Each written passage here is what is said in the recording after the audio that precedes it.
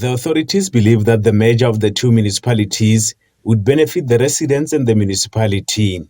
However, 14 years later, some residents are complaining, saying this action has severely disadvantaged them. They say they have to travel long distances to access services that were previously at their doorstep. One of the main factors is service delivery. The services are far from the community. Some of the communities find it very difficult to travel distances more than 190 kilometers to the services. It was more like a matter for us as a community to combine the municipalities.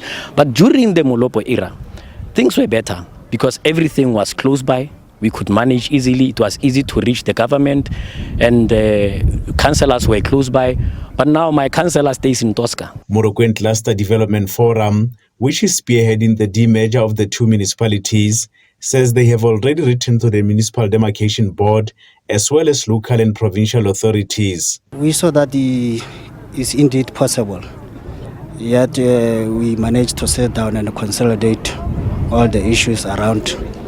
Yet we did so much work up to so far. We did submissions everywhere is possible. What we like to raise as a concern now is that we really need the government to consider that, or as the demarcation board to consider our plea that indeed they must speed up the process and start to respond this matter as soon as possible. The local tribal authority is supporting the community. It says the amalgamation of the two municipalities has caused serious regression on services. We have been longing for this municipality. We have been longing to being separated from Kagisano Molopo. Checking on the statistics, if you observe the statistics of South Africa, we are about more than 40,000, and we have more than 40 villages which surrounds Morokweng, which falls under Morokweng. Then we can even make about 10 wards out of this community. However, the Municipal Demarcation Board says submissions for changes to municipal boundaries were between November 2021 and March 2022, and no proposal was received from the community in that period.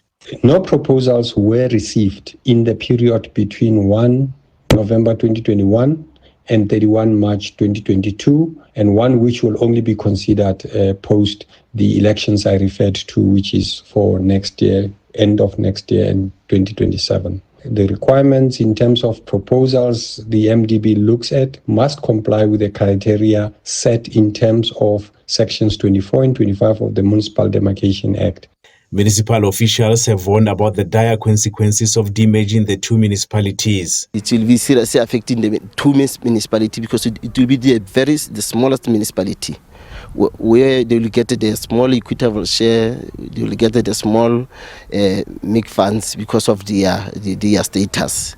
It will be tax shop municipalities indeed, but we cannot stand against the wish of the community. Meanwhile, a local government expert believes that it's going to be a struggle for the residents to be granted their wish. It's not going to be easy for them to get their own municipality, given two factors that I've alluded to. One, the financial viability and also the size of the population. But in the main, it is the financial viability, like I said, that the municipality was actually merged or amalgamated because of their grades. They were relatively small, they were unviable. Although the odds might be stacked against them, residents still believe that having their own municipalities will serve them better.